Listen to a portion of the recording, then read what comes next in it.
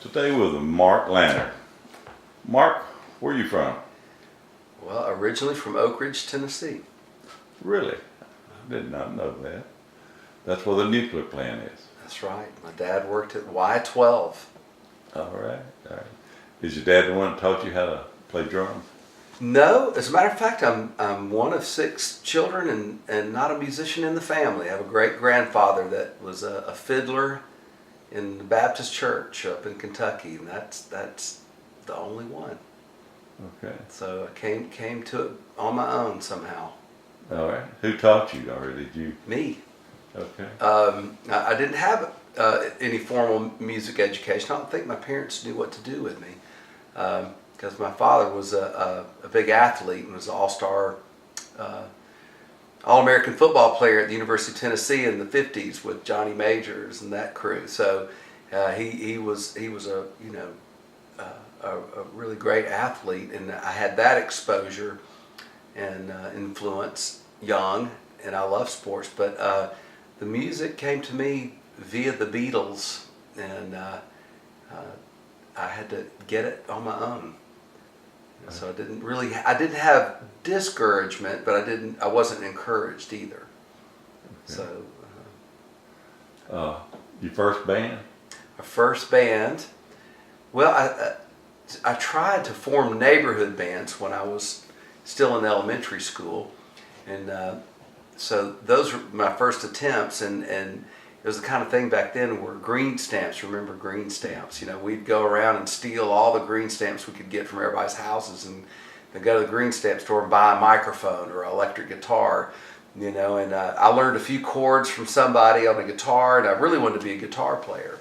That's what was my dream, and I could play a little bit, but nobody could play drums. So I always would I would talk a friend, a neighbor, into playing guitar, show them what I knew, and maybe we'd even write some rudimentary song, and then I'd play drums just so we could have a band because nobody else could play a groove.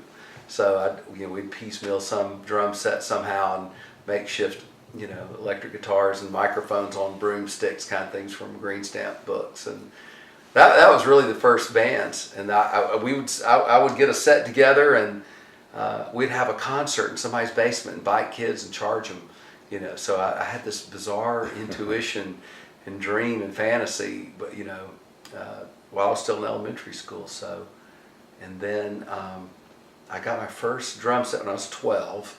I wanted a mini bike really badly, and a drum set. And my parents fortunately didn't give me the mini bike, and I got a drum set.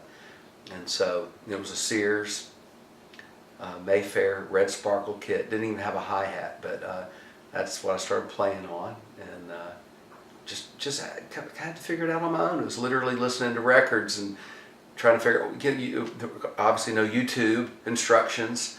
I started going to concerts here in Tuscaloosa. Our family moved to Alabama, and fortunately it was the university and the concerts that were in Tuscaloosa, as you remember. Yeah.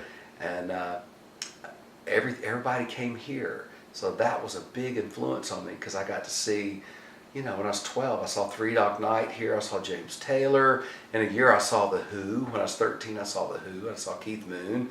I had just bought Who's Next.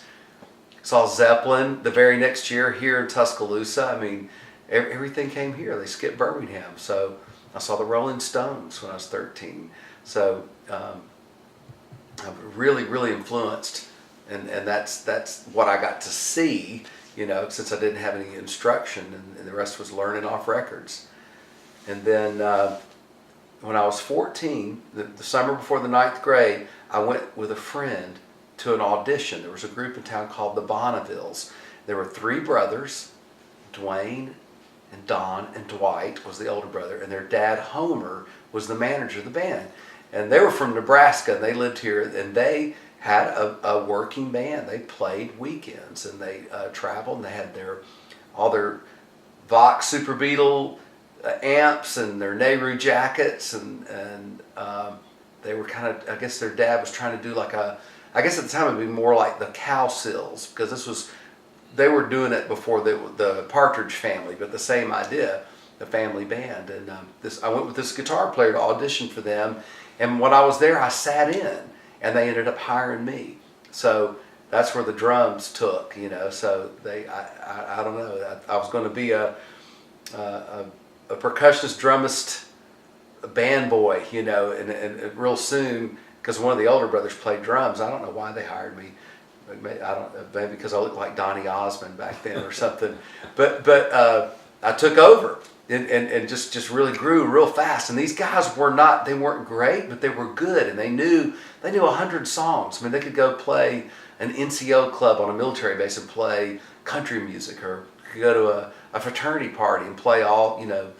Back then it was I got to play. I learned how to play R&B hits and rock. You know, it might be Jimi Hendrix, it might be Marvin Gaye or something. I mean, they knew a lot of songs, and so I got a real young exposure to traveling and playing gigs and playing 4-hour gigs and that sort of thing. So, you know, of course, I was, by the time I was 14, I was making a living, and learning the ropes, you know, going on the road. So my parents at least gave permission. The manager had to get permission from them for me to go and travel, and from then I did that through high school.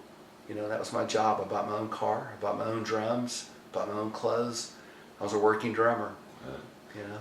You went to Tuscaloosa High? I went to County High. County High, okay. What class? 76, the class of 76. So, and I sang in the choir and played in the jazz band at County High. And that's, you know, the only semi-formal training. I had a really good choral director, Ronald Lett, and I learned a lot about music, like the detail of music from him. So otherwise I couldn't read a lick of music. I just learned it by ear. And then not knowing what else to do, I went into a music school right out of high school and fell on my face. Okay, you were in several bands that you became quite a person of notoriety, we'll put it that way. Tell us about those bands. Well, I guess, you know, that group, that first group I was with for 3 years, I don't know much. It had a little notoriety. I mean, it was a working band. It eventually was called 113, ONE-13, you know, for some bizarre reason. But I also had an unusual experience when I was still in high school.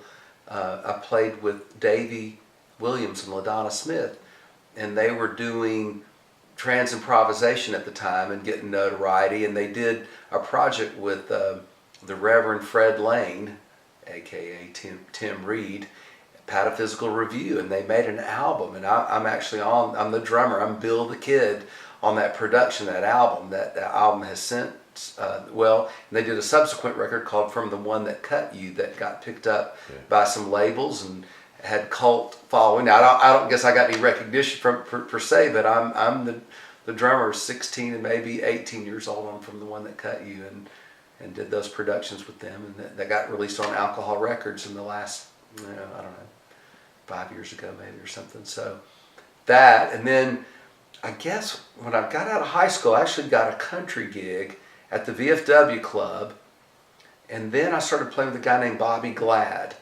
That was when I'd actually went to music school when I was 18. I did terribly, it freaked me out, and I dropped out, and I took a house gig in Birmingham and played in a lounge band in 1976. So I learned that lifestyle, playing 5 nights a week in a club in Birmingham when I was 18, and that was a big learning experience. Then I came back to school, and then there was a group called Moon Pie that was a horn band that was out of all the jazz ensemble people under the Steve Sample umbrella in those days. That was really a wonderful band. It only lasted a year, but it was a kicking band.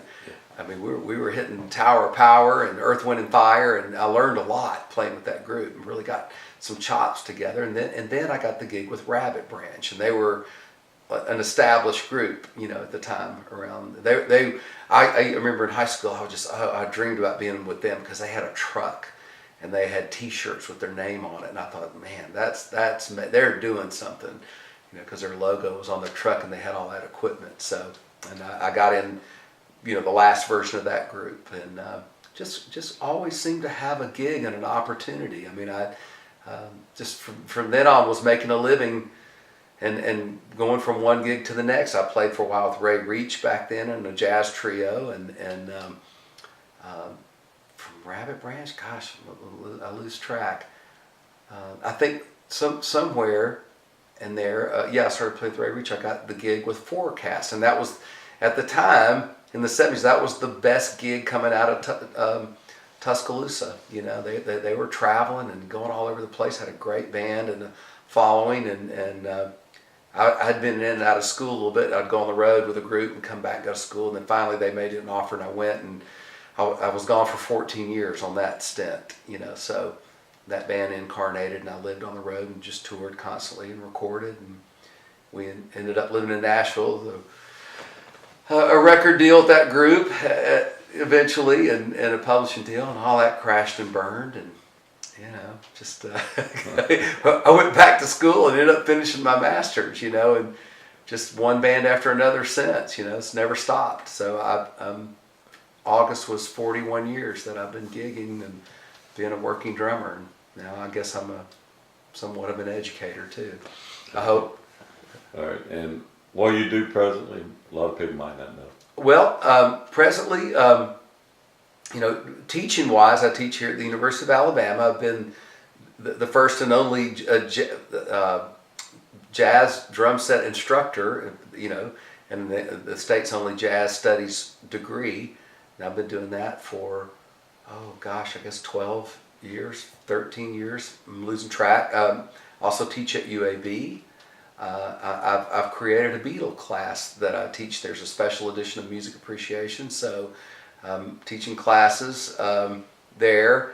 I teach lots of private lessons at home in Birmingham and here as well through a community music school. So I'm teaching basically an overload as a teacher during the week, and then at night I have my own band, Bonus Round.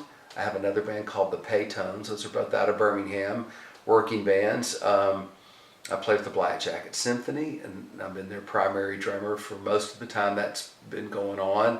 So that's going over 3 years now. I play with a couple of tribute bands. One's an Allman Brothers tribute band called Eat a Peach. I play with a Grateful Dead tribute band called Electric Monkey Wrench. I play with Henry's Notions, and was on their last recording, and still gig with them and do a little bit of touring and traveling here and there. So just stay really diverse. I'm sub, and you know, Tom Wolfe and I collaborate, and I do some things with him. Just recently recorded an album, I hope, that gets released, and you know, just kind of whatever comes my way and whatever makes sense. So, you know, I'm busier than I've ever been. It's amazing. Where do you see Mark Lanter in the future? Oh wow! In the future, while the iron's hot, I'm gonna keep going with what I'm doing. There may be a day. I don't know if it's 5 years or 10 years, maybe never, maybe 15 years. I'm gonna get off the pavement and maybe retire out in the wilderness, so to speak, if that's retiring or not. Just maybe shift gears. And I've been a musician for so long. You know, I may do it forever. I don't know, but sometimes I imagine being a woodsman in the wilderness. I've got a place up in East Tennessee, up in the mountains, a real remote getaway, and there's something about that life that really appeals to me. So for now, I guess I'm just going to continue to thrive while it's on, while it's good, while I still have my mojo. Well, I sure appreciate it. All right, well, thank you, Jerry.